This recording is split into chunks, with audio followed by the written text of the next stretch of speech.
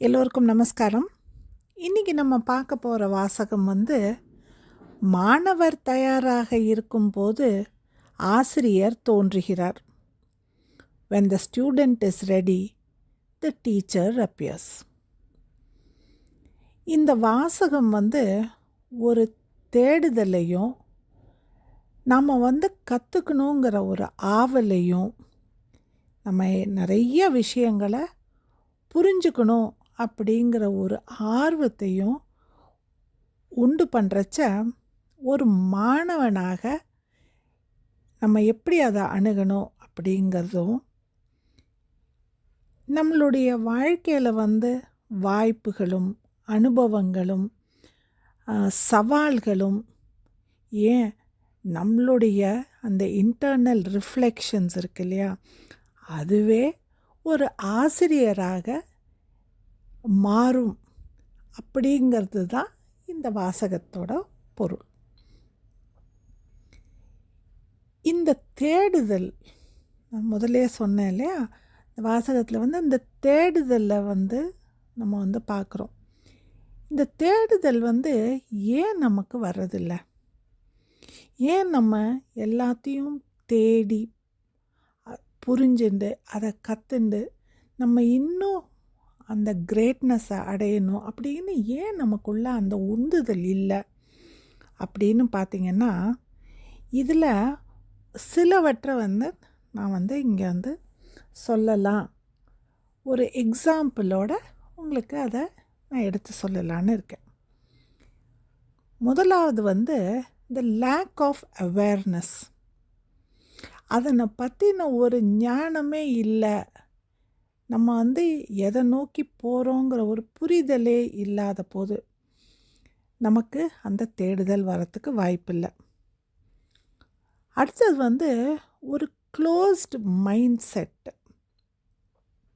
அதுவும் நமக்கு தேவையில்லாத ஒன்று. we should always be open with newer thoughts, newer ideas. மூணாவது the lack of spark. அந்த ஒரு விஷயத்தை நோக்கி போகிறதுக்கு அந்த ஸ்பார்க் ஒன்று நமக்கு தேவை, அது இல்லாத போது. Next when we give up anything very quickly, இது எனக்கு வராது, இது எனக்கு பிடிக்காது, இது எனக்கு தேவையில்லை அப்படின்னு அதை அப்ரோச் கூட பண்ணாமல், அதை என்னன்னு கூட தெரிஞ்சுக்காமல் அதை ஒதுக்கிட்டு போகிறது. லாஸ்ட் ஈகோ, எனக்கு எல்லாம் தெரியும் அப்படிங்கிற அந்த ஒரு நமக்குள்ள இருக்கிற ஒரு அகங்காரம். இப்போ நான் சொன்ன இந்த பாயிண்ட்ஸை ஒரே ஒரு எக்ஸாம்பிள் வச்சு எல்லாத்தையும் நான் எக்ஸ்பிளைன் பண்ண இங்கே ட்ரை பண்ண போகிறேன். இந்த ஏர்லி 90s ஒரு அண்டர் கிரவுண்ட் ட்ரூப், ஒரு பேண்ட் இருந்தது. அதோட பேர் மெட்டாலிக்கா. நிறைய பேருக்கு இந்த பேண்டை பற்றி தெரிஞ்சிருக்கும். இதில் டேவ் மஸ்டேனுங்கிறவர் கிட்டாரிஸ்ட். திடீர்னு ஒரு நாள் இந்த மெட்டாலிக்கா குரூப் அந்த டேவ் மஸ்டேனை அவங்களோட குரூப்லேருந்து தூக்கிடுறாங்க. அவரை ரீப்ளேஸ் பண்ணவர் கர்க் ஹேமெட். அவர் பேண்டில் சேர்ந்த சில வருஷத்துலேயே இந்த பேண்டு நம்பர் 1 ட்ரூப்பாக மாறி மில்லியன்ஸ் ஆஃப் ரெக்கார்ட்ஸ் அவங்க சேல்ஸ் இருந்தது. ஆனால் கர்க் ரொம்ப சீக்கிரம் ரியலைஸ் பண்ணுறாரு that he is not as good as he would like to be. அதனால் அவர் என்ன பண்ணுறாரு, அவருடைய ஹோம் டவுனான சான் ஃப்ரான்சிஸ்கோவுக்கு போய் அங்கே ஒரு கிட்டார் ஷாப்பில் கிட்டார் டீச்சராக இருந்த ஜோ சட்ரியானி அப்படிங்கிறவர்கிட்ட கிட்டார் சொல்லிக்க இவர் முற்படுறார். சட்ரியானி recalls telling Kirk what he was lacking is not talent, but he just didn't learn how to play in an environment where he learnt all the names, knew all the chords, and how to connect everything together. So, with that, the lessons began. சட்ரியானியோட system வந்து ரொம்ப கிளியராக இருந்தது. Weekly லெசன்ஸ்க்கு வரணும், அதை கற்றுக்கணும். அதை கற்றுட்டு வரலைன்னா Kirk should not come back. He should not be wasting anybody's time. Now, Kirk took this on board. He followed the instructions and he improved himself not only as a player but also as an artist.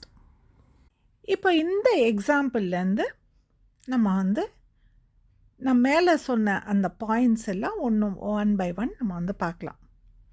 The first point, Garg ஒரு நல்ல பேண்டில், world number 1 இருக்கிற ஒரு பேண்டில் world number 1 இருக்கக்கூடிய ஒரு கிட்டாரிஸ்டாக இருக்கிற போது இன்னுமே தான் இம்ப்ரூவ் பண்ண வேண்டி இருக்குது அப்படிங்கிறத கர்க் உணர்ந்த போது தான் he went back to his guitar basic lessons. அப்படின்னா கர்க்குக்கு இங்கே வந்திருக்கிறது ஒரு அவேர்னஸ்.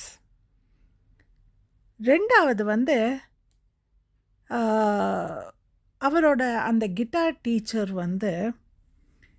நீ கரெக்டாக நான் சொல்லி கொடுக்குறத நீ ஏற்றுண்டு அதை ப்ராக்டிஸ் பண்ணி நீ வீக்லி லெசன்ஸை மிஸ் பண்ணாமல் நீ வரணும் அப்படின்னு சொல்கிறச்ச ஒரு கிரேட் பிளேயர், நம்பர் 1 இருக்கக்கூடிய ஒரு கிட்டாரிஸ்ட் என்ன பண்ணியிருப்பாங்க under normal circumstances?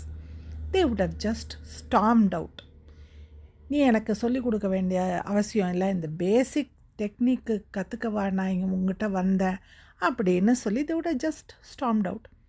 That is a closed mindset. What we saw in Kirk was he went through the basic drilling exercise. He got objective feedback from him and he trusted the judgment of his teacher. So what he had was an open mindset. இந்த மூணாவது point சொன்னேன் இல்லையா, அந்த spark. இதை இந்த எக்ஸாம்பிளில் நம்ம பார்த்தோம்.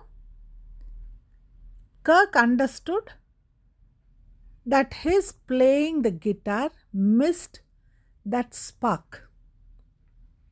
So he worked very hard to transform himself not only as a player but also as an artist. So அந்த இடத்துல அந்த ஸ்பார்க்கை ரெக்கக்னைஸ் பண்ண வேண்டிய ஒரு நெசசிட்டி இருக்குது அப்படிங்கிறத கர்க் உணர்ந்ததை நம்ம அங்கே பார்க்குறோம். அடுத்தது நான் சொன்ன பாயிண்ட் நெவர் கிவ் அப்புங்கிறது. கர்க் he went on practicing for 2 years. Even though he was considered and acclaimed a great musician selling millions of records and albums, he never missed his guitar lessons, he never missed an opportunity to learn from his teacher, and he never gave up. The last point சொன்னேனே, ego. இங்கே he surrendered himself to the guitar teacher. He took his objective feedback, his judgment, his drilling technique without any hesitation. And he placed his ego and ambition in someone else's hand. It's a kind of ego sealing imposition னு சொல்லலாம். ஏன் அப்படி சொல்கிறேன்னா, we don't like to think someone is better than us and that there is always something to learn. எல்லாமே நமக்கு we wanted to get it done. நம்ம வந்து எப்பவும் ரெடியாக இருக்கணும். we are very busy and overburdened. இதனாலேயே நம்ம வந்து இந்த அப்கிரேடேஷன் பண்ணிக்கவே மாட்டோம். அந்த அப்கிரேடேஷன் வந்து அது டவுன்வர்ட் டைரெக்ஷனாக இருந்ததுன்னு வச்சுக்கோங்க. For example, in this case Kirk went back to his basic guitar lesson. நம்ம அப்கிரேடேஷன்னா அடுத்த லெவலுக்கு போகணுன்னு பார்ப்போம். ஆனால் it is always very very important to go back to basics, to understand it thoroughly, to move forward. இது வந்து it's a very important component of mastery. இன்னொரு விஷயம், இந்த ஈகோ இருக்கிறச்ச நம்ம என்ன பண்ணுவோன்னா, we pretend as though we have absolute knowledge of everything. அது வந்து இட்ஸ் a very dangerous viceன்னே சொல்லலாம். இது வந்து நம்மளை வந்து நம்மளுடைய அந்த இம்ப்ரூவ்மெண்ட் அப்படிங்கிற அந்த பாதையிலேருந்து வேறு ஒரு திசையில் நம்ம போகிறதுக்கு இதுவே ஒரு காரணமாக இருக்கும். இந்த எஜுகேஷன் இருக்கு இல்லையா, இது வந்து you cannot hack it and there are no shortcuts. இதுக்கு ஆன்டிடோட் அப்படின்னு நம்ம பார்த்தோன்னா continuous studying and self assessment. இந்த மார்ஷல் ஆர்ட்ஸ் பைனியர் ஃப்ராங்க் சாம்ராக்குன்னு ஒருத்தர் இருக்கார். அவர் வந்து தன்னுடைய ஸ்டூடெண்ட்ஸை வந்து மோட்டிவேட் பண்ணுறதுக்கு ஒரு அழகான ஒரு வாசகம் வந்து சொல்கிறார். A fighter to become great needs to have someone better they can learn from, someone lesser whom they can teach, and someone equal that they can challenge themselves against. This produces a space for growth, experience and challenge அப்படிங்கிறாரு. இந்த first கேஸில் where you learn something better from someone who knows better, அங்கே வந்து growth நம்மளால் பார்க்க முடியும். When you are teaching someone, you undergo the experience of understanding things. And someone equal, அங்கே வந்து they become a challenge to you. So you know what you are up against. இந்த ஒரு என்விரான்மெண்ட்டில் நம்ம இருக்கிறச்ச எப்போவுமே ஒரு கண்டினியூஸ் ஃபீட்பேக் இருந்துக்கிட்டே இருக்கும், which is very very important. அது மட்டும் இல்லை, எப்பெல்லாம் நமக்கு இந்த ஈகோ வந்து பஃப் அப் ஆகிறதோ அப்பெல்லாம் வந்து நம்மளை செக் பண்ணுறதுக்கு நம்மளுடைய இந்த அனுபவங்கள் வந்து ரொம்ப வந்து உதவும். ஆஸ் எ ஸ்டூடெண்ட்டாக we should always be like a sponge. We should always be absorbing, filtering and latching on. So இந்த குவாலிட்டிஸை நம்ம develop பண்ணுறச்ச we will be self-critical, we will be self-motivated, and we will always try to improve ourselves and the understanding about problems. As a student, there are 3 most important things to remember. ஒன்று வந்து, you cannot learn if you think you already know. இதில் வந்து 2 விஷயம் நடக்கும். ஒன்று வந்து, நம்ம answers கண்டுபிடிக்கணும் அப்படின்னு முற்படுறச்ச நமக்கு அந்த ஆன்சர்ஸ் வந்து கிடைக்காது. ஏன்னா we are already believing that we are the best, we know everything இல்லையா, அதனால் நம்மளால் அந்த ஆன்சர்ஸை கண்டுபிடிக்க முடியாது. இன்னொன்று வந்து, நம்ம வந்து அடுத்த ஸ்டெப் எடுத்து வைக்கலாம், let us get little more better அப்படின்னு நினைக்கிறச்ச அதுவும் நடக்காது. ஏன்னா you are already convinced that you are the best. அதனால் நம்ம எனக்கு எல்லாம் தெரியும் அப்படிங்கிற ஒரு நிலைப்பாட்டிலேருந்து விலகி நிற்கிறது ரொம்ப ரொம்ப அவசியம். ரெண்டாவது இந்த ஃபீட்பேக் எடுக்கிற ஒரு குணம், the art of taking feedback. இது ரொம்ப ரொம்ப க்ரூஷியலான ஒரு ஸ்கில். அதுவும் ரொம்ப ஹார்ஷாக, ரொம்ப கிரிட்டிக்கலான ஃபீட்பேக் ரொம்ப ரொம்ப அவசியம் ஒருத்தருடைய வளர்ச்சிக்கு. மூணாவது விஷயம் we need to tackle the ego within. இந்த ஈகோ இருக்கு இல்லையா, இதுக்கு இந்த ரியாலிட்டிங்கிறது பிடிக்காது. It has its own assessment. அது மற்றவங்களோட அசஸ்மெண்ட்டையோ ஃபீட்பேக்கையோ புரிதலையோ ஏற்றுக்க ஒரு மனதை அது கொடுக்காது. இந்த ego it doesn't allow you to proof read your own thoughts. அது மட்டும் இல்லாமல் it will block us from improving by telling us that we don't have to improve. அதனால் இந்த ஈகோவை டேக்கிள் பண்ணுறது ரொம்ப ரொம்ப முக்கியமான ஒரு விஷயமாயிடுது. இந்த 3 விஷயத்தையும் நம்ம கன்சிடர் பண்ணி நம்ம இதை ஹேண்டில் பண்ணுறச்ச நம்ம எப்போவுமே ஒரு ஸ்டூடெண்ட்டாக நம்ம இருப்போம். அது மட்டும் இல்லை, at some point we become our own teachers, critics and tutors.